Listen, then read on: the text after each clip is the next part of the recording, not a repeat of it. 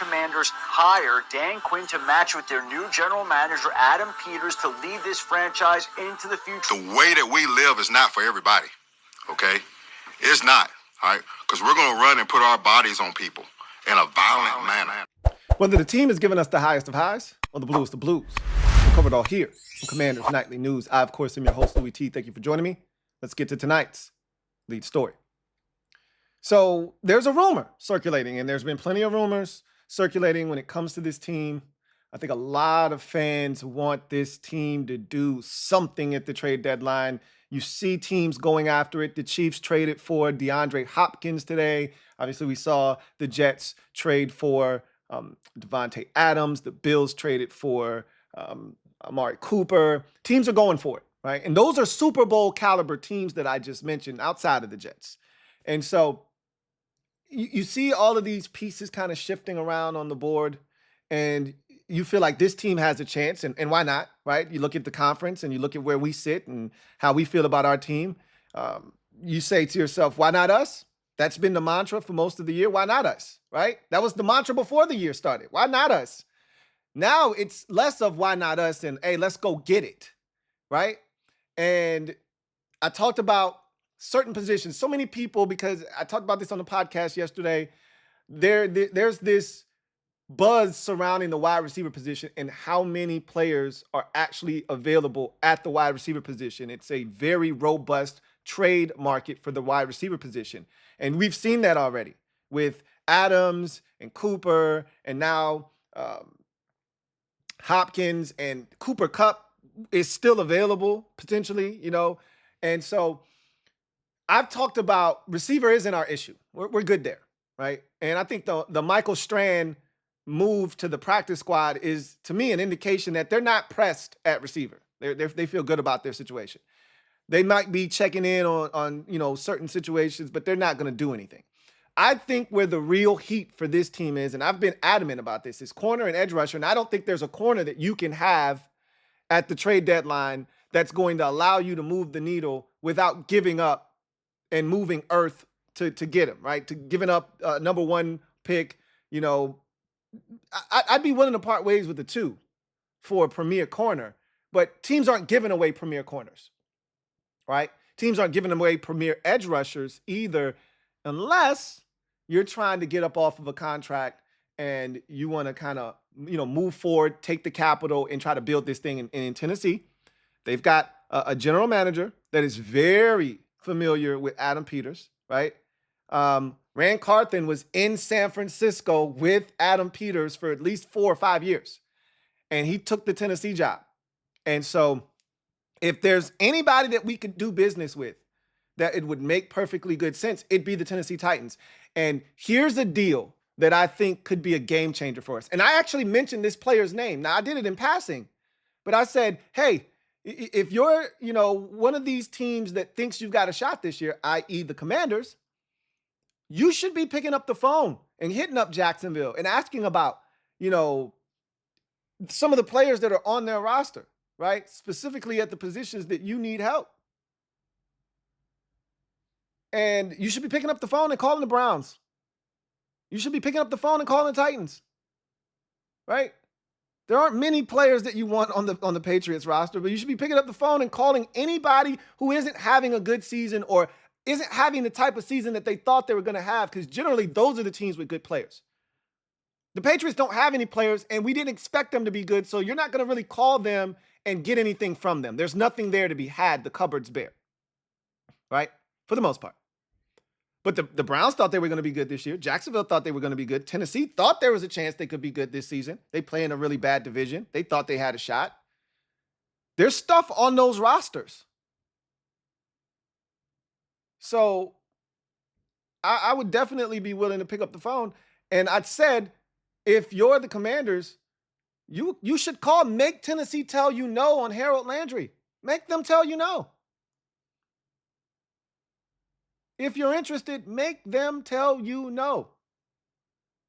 You should pick up the phone and call about Zadarius Smith. Make them tell you no.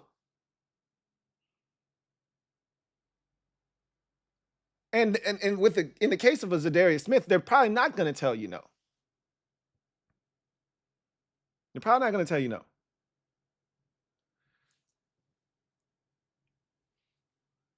I said Harold Landry would be a target of mine. I said Hassan Reddick would be a target of mine if I were the Commanders. Hassan Reddick signed a deal. We don't know the specifics of that deal with the Jets. Doesn't matter. He's going to play for the Jets this season. That's out of the realm of possibility at this point. And you know what? You'd much rather have a guy that's been playing ball all season than a guy that hasn't been. He'll need time to really integrate himself, get back into playing shape. He's probably been working out. I'm pretty sure of it. He's in great shape, but he's not in football shape. And there's a level of physicality that comes with playing a game that you have to, reacclimate yourself to. We don't have to worry about that. Here's a guy in Harold Landry who may be available, and it's going to take a second-round pick. And I'm not a big fan of giving up day 1 or 2 picks, but I will give up a second-round pick for a premier edge rusher, and Harold Landry is a premier edge rusher. He had 10.5 sacks last year. He had 12 sacks the year before. He's got 4 already this season. This guy can get to the quarterback. I remember when he came out, I think it was 2018, I believe it was. And I said, he's the most pure pass rusher. I didn't say he was the best. I said he's the most pure pass rusher in that year's draft class. And he's proven me right. He had a skill set coming out of Boston College that was elite, which was he knew how to rush the quarterback. He had a plan. He had a plethora of moves. There were moves on top of moves inside of his tool belt before he came and stepped foot in the NFL. He knew how to get to the quarterback. And he still does. That's the kind of guy that we could use here in Washington. Right? That's the kind of guy. Now, again, I don't know if Adam Peters is willing to part ways with what it'll take to get him.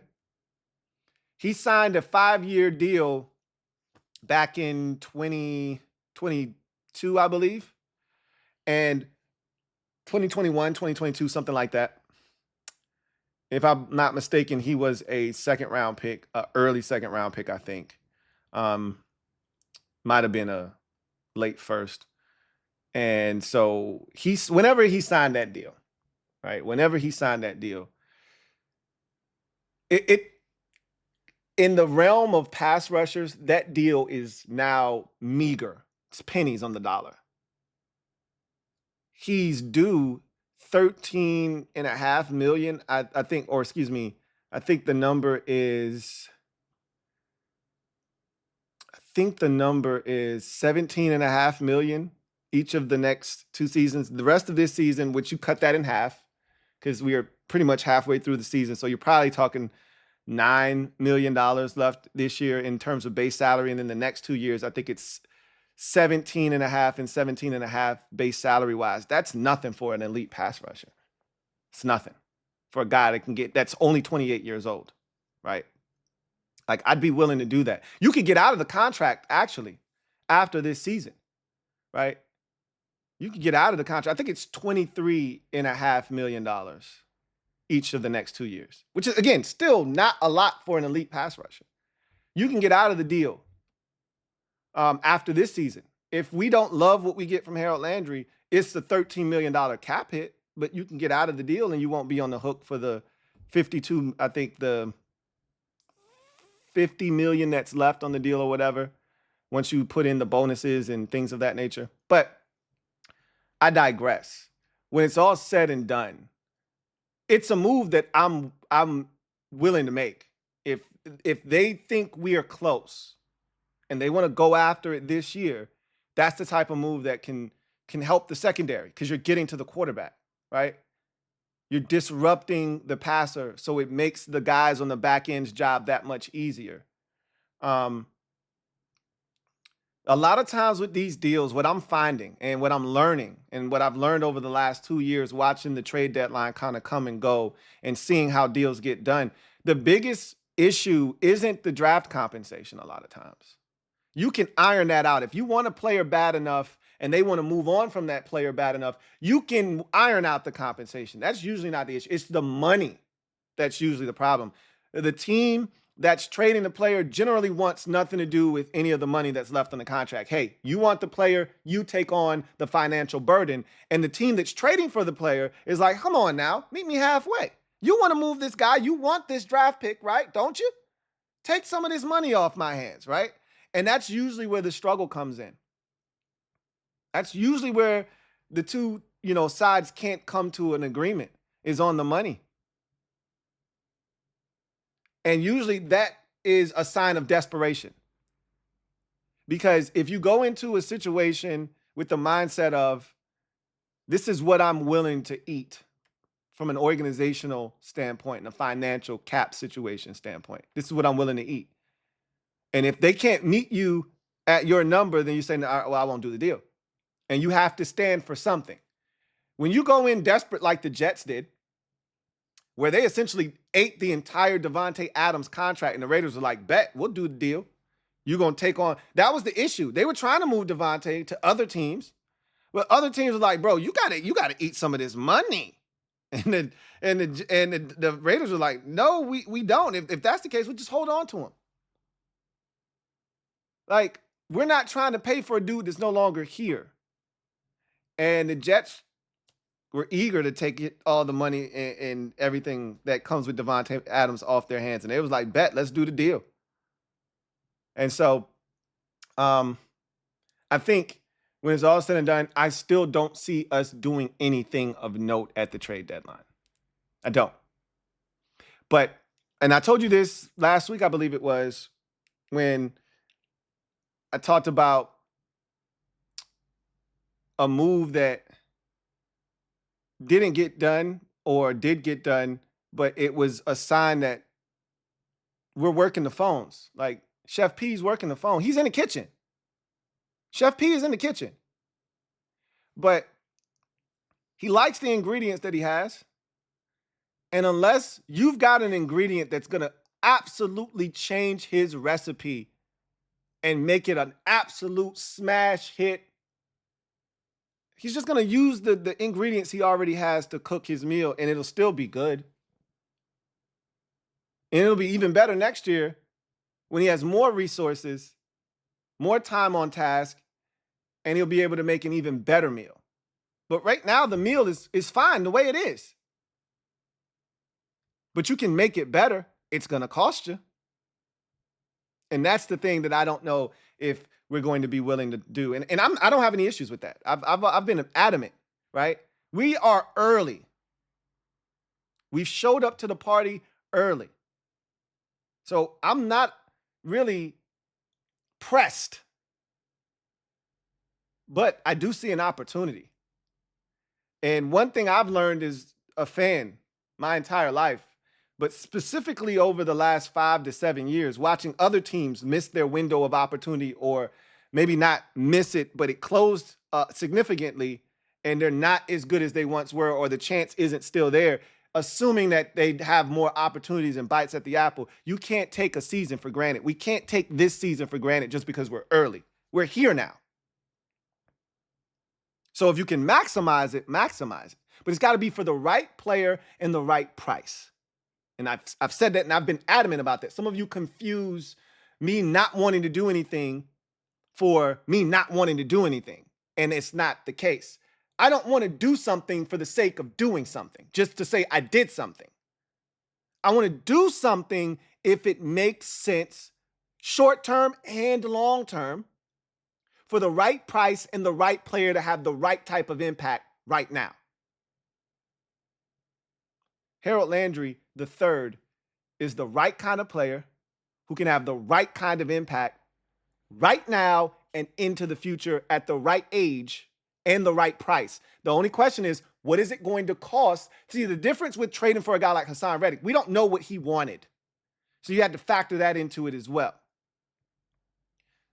You already know what you have to pay Harold Landry. You see his contract. You see what it is. You feel good about what it is. And even if you don't, you can get out after this season is over with, right? There's an out. So you could, there are ways to finesse the situation, but the question is, what do the Titans want and how much are they willing to give you in return? Is there a give and take between the two parties? But like I said, I have no doubts that Chef P is in the kitchen making phone calls. Hey, Jacksonville, what's good with Tyson Campbell? The worst they can tell you is he's not for sale. That's the worst they can tell you is Not interested. Cool. Doesn't hurt to ask, right? Cleveland, what's good with Myles Garrett? Cleveland, what's good with Zadarius Smith? Garrett, hell no. Zadarius, we're listening. What's up? Doesn't hurt to ask, though. Tennessee, what's good with Harold Landry III? We listening. It's going to take a lot, but we listening. It's not going to hurt to pick up the phone and ask, and I'm pretty sure Chef P is doing his due diligence. There aren't many guys. I'm not interested in any receivers. None. That's an off-season thing. I am interested in an edge rusher or a corner. Corners, not going to get one in this trade market. Just not going to happen. I mean, he's been oft injured. Don't know how I feel about him because he's always injured. But I'd pick up the phone and hit New Orleans up and say, hey, what's good with Marshawn Lattimore? Y'all good over there? Everything straight? Worst they can tell you is no. Or, you check the temperature. If they say, hey, we listening, you got to factor in the man's been injured each of the last 3 seasons and never plays 17 games, and now you got to work with me. And if they're not willing to work with you, you move on, right? It's only corner and edge rusher for me, and edge rusher takes the priority because I don't think you're going to be able to find the kind of corner that's going to move the needle for you at the deadline, at the price that you're willing to pay, or even get a team to be listening because corners are so hard to come by. But a guy like Harold Landry, I could see the Titans saying, you know what? By the time we get good, because we don't even know what our quarterback situation is. By the time we get good, Harold Landry won't be in his prime. Let's get something for him. Now you just got to make it make sense. But that's the kind of move. Zadarius Smith, another guy. I'm looking for some defensive line help. Jalen Holmes is cool. That's cool. LTH alum, it's cool. I love it. But if you're trying to move the needle, you got to go get one of the big dogs that know how to hunt. Harold Landry III, Zadarius Smith, they know how to hunt. We need them type of dogs. We got some dogs. You can never have enough. In other news, we got a lot to discuss. Head coach Dan Quinn stepped to the podium, and it was a big one because obviously we were going to hear about Jaden Daniels, find out if he was going to practice today. Marcus Mariota addressed the media, so that tells you all you need to know about where this thing is potentially trending this week. I've got some thoughts on that.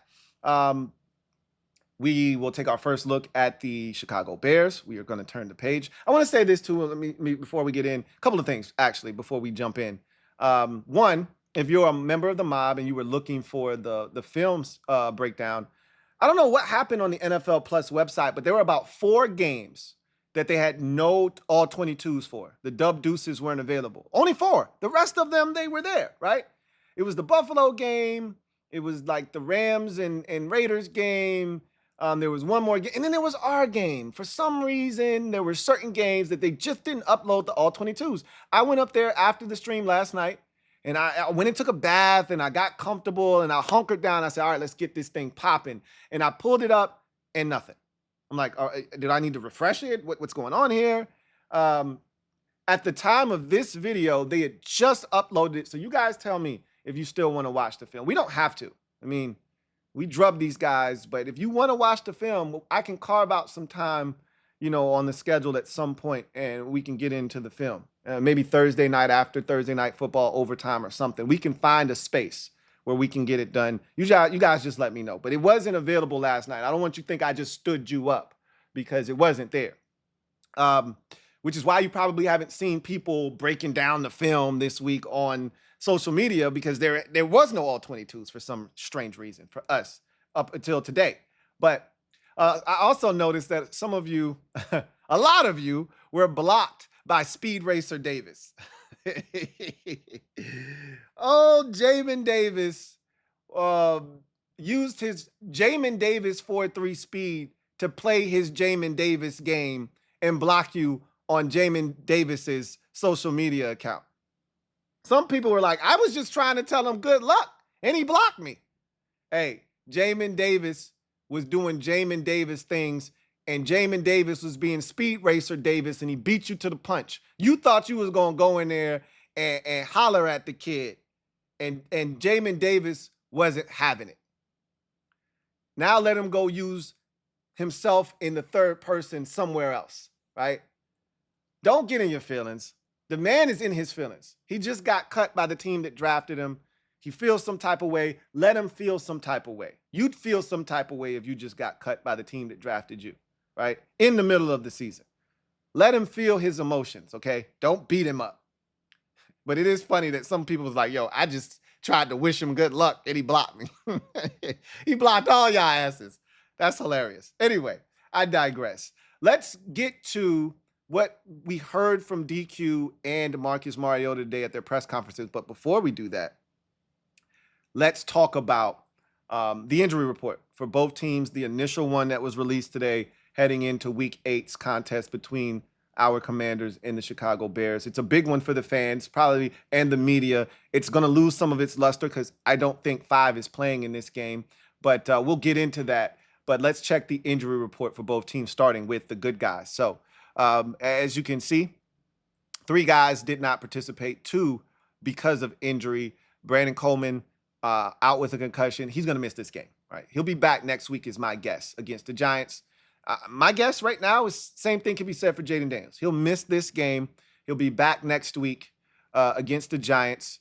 And we'll go over what we think his injury is tomorrow, right? If he doesn't practice tomorrow, I'm going to give you what I think his injury is. And I don't normally do this. I'm not a doctor, and I did not sleep at a Holiday Inn last night, but I'll tell you what I think it is, right? Anyway, he didn't practice today, and listening to DQ, it doesn't sound like he's going to play this week. You know, DQ could be playing coy. He could be using this as a diversion tactic, forcing the Bears to have to, you know, look at what Mariota is doing, prepare for 2 different quarterbacks. He's doing it the right way, right? Kind of. But the injury report is going to tell the story. If he doesn't practice tomorrow, he's not going to all of a sudden practice Friday and play on Sunday. Like, they're not going to rush him back. And this has been my mindset the entire time when I've been talking to people about this injury situation. If you look at how they've handled players, look at how they handled Jordan McGee. Look at how they handled Johnny Newton. Look at how they handled Cleveland Farrell, right? Look at how they handled Brian Robinson Jr. These are all instances of them erring on the side of caution before bringing a guy back. Unlike the last group that would bring guys back way too soon and have them yo-yoing in and out of the lineup. DQ has specifically told us on multiple occasions the goal is to have the long-term picture in mind when keeping a guy out of a contest. Like, we don't want to play the yo-yo game. They could have brought Cleveland Farrell back 2 weeks before they brought him back. And he probably would have re-injured himself, re-aggravated it, and would have missed more time. That's what the last group did with Curtis Samuel. That's what the last group used to do with a bunch of players, right? They came from a different era where you got to play through injury and you got to be tough, right? They got mad at Cole Holcomb because he didn't want to play through an injury and be tough. So they let him leave and sign Cody Barton. That's the type of shit the last group used to do, right? This group is like, no, we care about the person before the player. We know you're banged up. We know you want to play, and it's the coach's job to protect the player from himself. These guys are warriors. Mentally, they want to play, and you got to stop them from doing harm to themselves. That was the problem back in 2012 with Robert Griffin III. Nobody stopped him from himself. He wanted to play. He thought that if he didn't play, someone was going to take his spot. I got to be out there. And it ultimately doomed his career, right? Among other things. Well, they've already shown you that they're not going to allow that to happen. They took it slow with Newton, right? They took it slow with Coleman. They took it slow. McGee has practiced in full for 3 weeks straight, and they still didn't play him, okay? They're not going to risk the most important player in this franchise's history in the last 35 years. They're not going to risk him for a Week 8 matchup against the Chicago Bears. Contrary to popular belief in Bears fans who think this is the Super Bowl, We don't give a shit about this game outside of we just want to beat their ass because they talking shit, and we want to stay atop the damn division. That's what this game means. And it's an NFC opponent. But outside of that, we understand that we only played one game in this division. Those are way more important than this game. You got the Giants next week. That's way more important than this game. You think he's going to risk Jaden Daniels in a game against a quality opponent, I will say, in the Chicago Bears? You think he's going to risk him because people are building up Jaden versus Caleb, 1 versus 2? You think they give a shit about that? Because they don't. Marcus Mariota said in the press conference, really, that shit is irrelevant. Ain't nobody thinking about that but y'all, right? That ain't some shit we thinking about. We just trying to beat the Bears, period. I don't think he's playing this week, but I hope I'm wrong. Zach Ertz, his weekly rest on Wednesday, right? Nick Allegretti, Dorrance Armstrong, Tyler Biadasz, De'Ami Brown, Cleveland Farrell, Dante Fowler Jr., Cornelius Lucas, Tyler Owens, all limited with various injuries.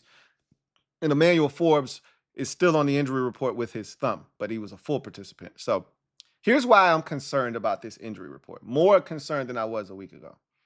There are new names that are on this list with new injuries that did not exist before last week's game against Carolina. For instance, I'm not too concerned about Nick Allegretti and his ankle. We know what it is, right? He probably won't be feeling as good as he would like to feel until week 11 against the Eagles. After that game, it's a quick turnaround. He'll feel like shit in that game, probably. Hopefully he stays healthy up until that point. But if he gets through that game, he'll get 10 days off and it's like a pseudo bye. He won't feel good until then or until the actual bye in week 14, I believe it is. Right. But we know what Nick Allegretti's dealing with. So I'm not concerned about him. Dorrance Armstrong, we know he's dealing with the ribs. I think he will play this week, by the way. Right. He missed the game last week. Does that sound familiar like someone else? I'm not saying it's the same injury either, but I'm just saying. Tyler Biadasz, he suffered a thumb injury in the game, had to leave briefly, did return. That's concerning, right? I think he'll be fine, but still, that's a new injury. De'Ami Brown's ankle, that's a new injury. We saw it happen in the game. We saw the play right before the half that he made a catch and got up limping. So we know what it is, right? It's a real injury. Again, he probably will be good to go, but that's something to keep an eye on, right? Cleveland Farrell, knee. He's been dealing with that. I think he's going to be fine, but again, we know what it is. Dante Fowler Jr.'s groin was not here a week ago. This is a problem. I don't know the extent of this. It could be a very minimal injury. It's still an injury that wasn't here before, and that sucks because he's been our best pass rusher this season. And he just had the game of his life. You could argue he should be NFC Defensive Player of the Week this week. Cornelius Lucas, neck. We can't have that, right? I hope he's fine, right? But Brandon Coleman's going to miss this game with a concussion. We can't afford for Cornelius Lucas to have a neck. Hopefully he's fine, and it's Wednesday, right? Hopefully most of these limiteds turn into fulls tomorrow, and we don't even have to make this a thing, right? But right now, I'd be lying to you if I said I wasn't just a little bit concerned. Already knowing that you're going into this game more likely than not with Marcus Mariota starting instead of Jaden Daniels. All hands have to be on deck, right? Tyler Owens, shin. I think he's going to finally be back this week. And I think DQ even said it last week. He felt good about him coming back. And I think he'll be back this coming week. And then Emmanuel Forbes. So, look, it's not the end of the world. It's not a crazy injury list. It's just one that my antennas are up. Doop, doop, doop, doop, doop, doop, doop. They're just up a little bit. That's it. A lot more so than last week. I'll tell you that much. Tomorrow will be a big day, obviously. Wednesday, I always tell you, Wednesday is the day that if you're going to be limited or you're going to be out, it's Wednesday. Thursday, you need to practice. Let's get to the ops. They should be relatively healthy. Don't look for any advantages here. They should be relatively healthy. They're coming off of their bye, right? It is what it is. And we played quite a few teams coming off of their bye this year, I feel like. But that's nor here nor there. And that's not an excuse, right? I don't give a shit that a team's coming off their bye. But Jaquan Brisker did not practice with a concussion. That's a significant thing, but I'm not counting him out. Not coming off of a bye week. He might not practice today and then be limited tomorrow and then be, ready to go Friday. I'm not counting him out. Kyler Gordon, again, coming off of a bye. If this were a last week thing, yeah, definitely. I'm saying, yeah, I think we're going to be out. They're going to be without these dudes. But coming off of a bye, he might not practice today. Just give him an extra day, right? And then tomorrow they hit the practice field. So those are two big guys in the secondary, by the way. So if they can't go, that's a big deal for them. But the rest of these players, as you can see, all limited or full, right? They're going to be healthy. I'm not looking for any help. We're going to have to do this the hard way, which is fine by me. I'm not looking to cut any corners. I'm not looking for any alternate routes. I'm cool with that. So let's talk about what was said at the presser today by both head coach Dan Quinn and quarterback Marcus Mariota. So real quick, DQ started off the press conference talking about Jayden Daniels. He did not practice today, obviously. He's going through all the meetings, and he's going through all the things that he would go through. He said that, he'll give them an update on Friday. Again, he's not playing this week, man. I'm telling you right now. They're getting Marcus Mariota ready to start this game. And I love the fact that he was able to get reps. Like, had this happened at the end of the Panthers game and Marcus didn't play last week, we wouldn't feel as good. I still am not feeling great about it because this is a Bears defense that has a penchant for taking it away. We'll talk about that when we get to our first look at the Bears. But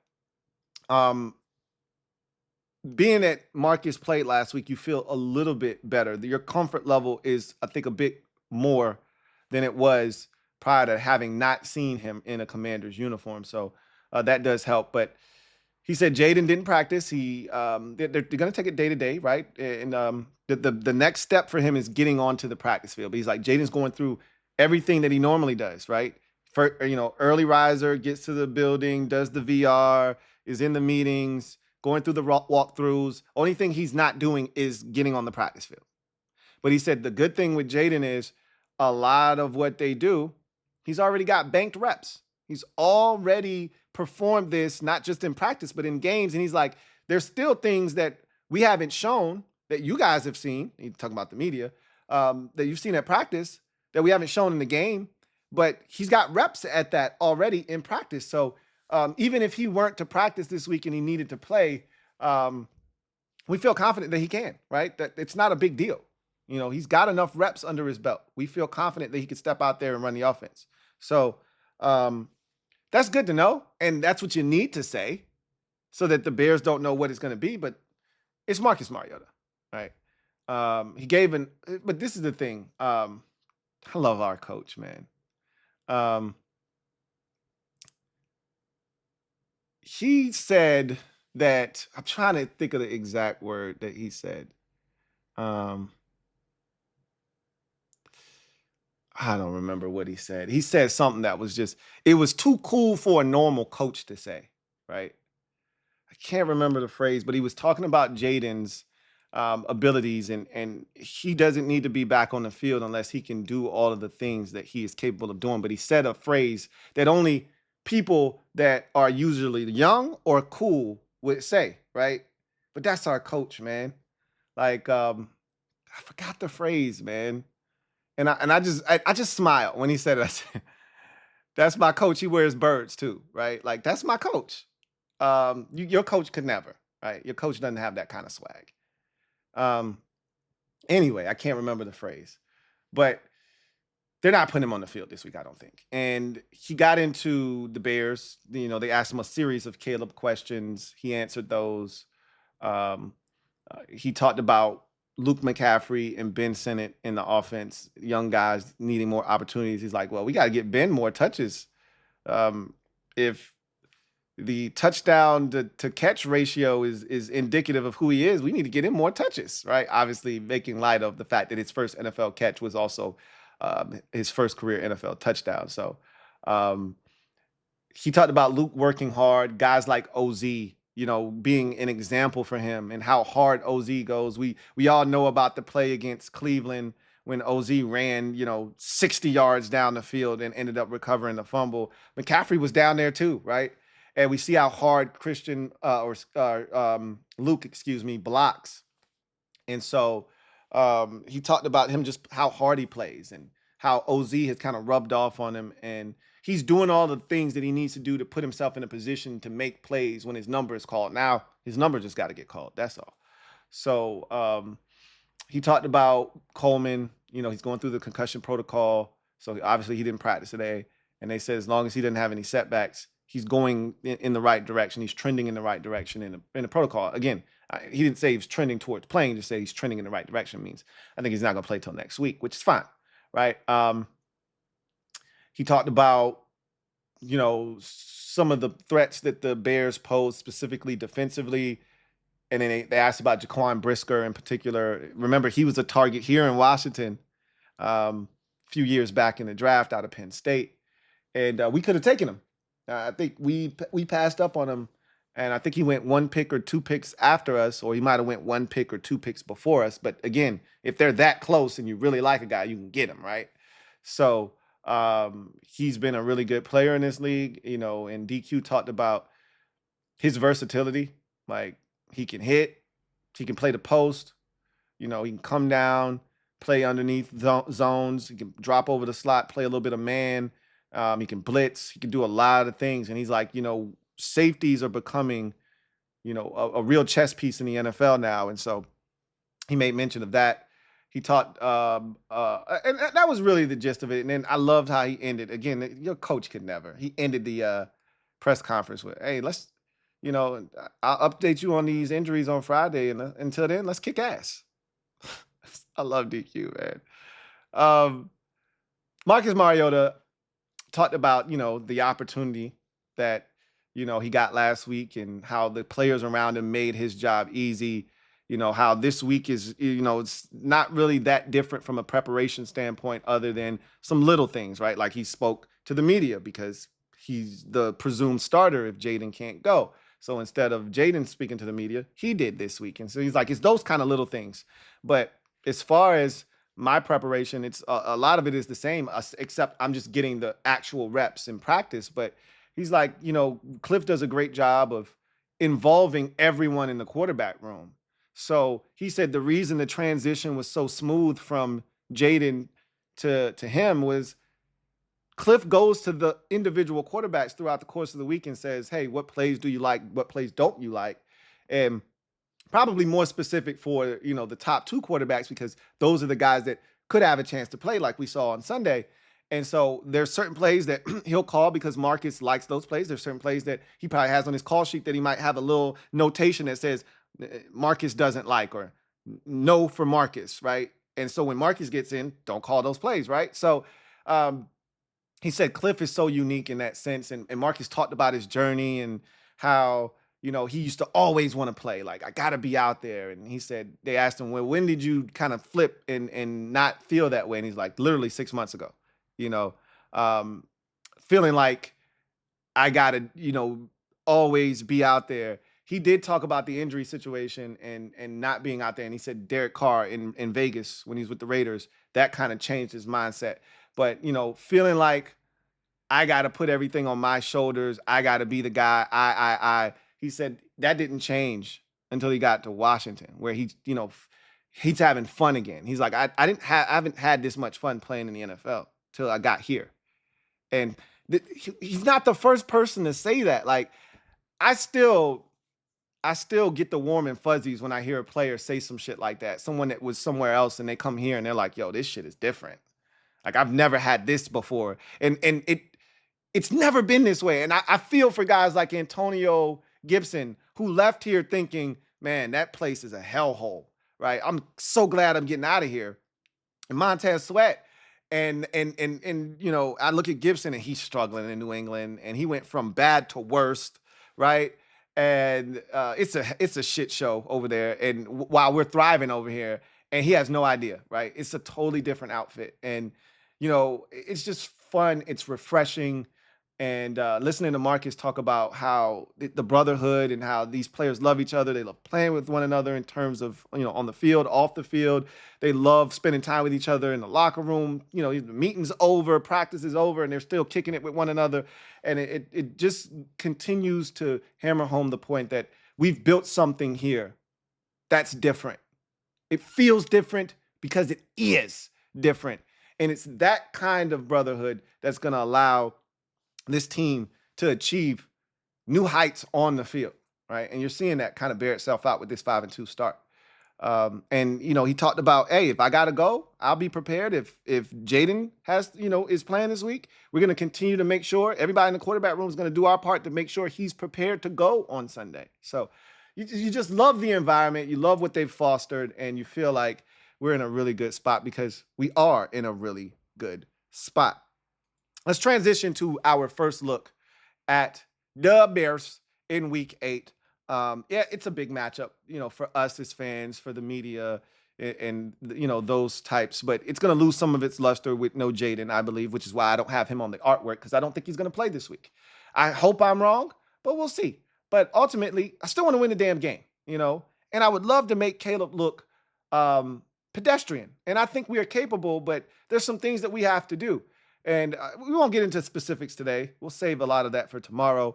But I will say this. The Bears are great at turning over, forcing you to turn the football over. You can move the ball on the Chicago Bears. I've seen teams do it. I've seen teams make mistakes, have self-inflicted wounds.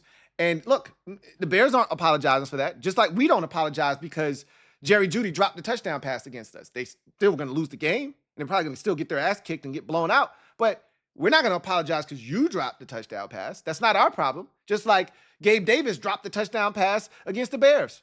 And that helped the Bears go on their way and end up blowing them out. They're not apologizing for that, but we're not dropping that shit. Right? That's the difference is we're not them. We're the second highest scoring team in the league for a reason. We make plays. We make shit happen.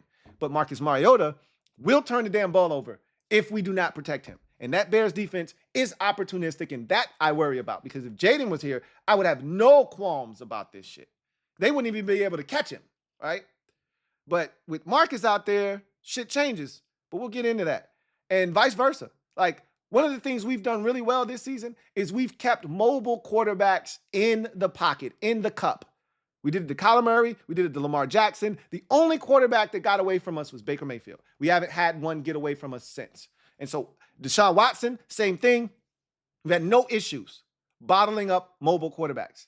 Caleb fancies himself as a Patrick Mahomes, extend the play, run backwards and in circles and all kinds of crazy bullshit. This is the week where that shit ceases to exist. We've been great at making sure that that bullshit doesn't fly. And if we do that in this game, he will make some mistakes, or he will force them to punt, or he will take some bad sacks or an intentional grounding or two. But if we don't get to him, shit could get ugly fast, right, for our defense. But we'll get into more of that. But I do want to take a look at some stats real quick before we get out of here from Sunday's game and kind of where the team is after 7 weeks of ball. The Washington Commanders defeated the Carolina Panthers 40-7 on Sunday afternoon. The 5-2 start is the best for the team since 2018. And the 3-0 start at home is the best since 2005. Are you kidding me? We haven't been 3-0 to start a season at home since 2005. That's the ineptitude we've dealt with. Washington is now 3-1 against NFC opponents.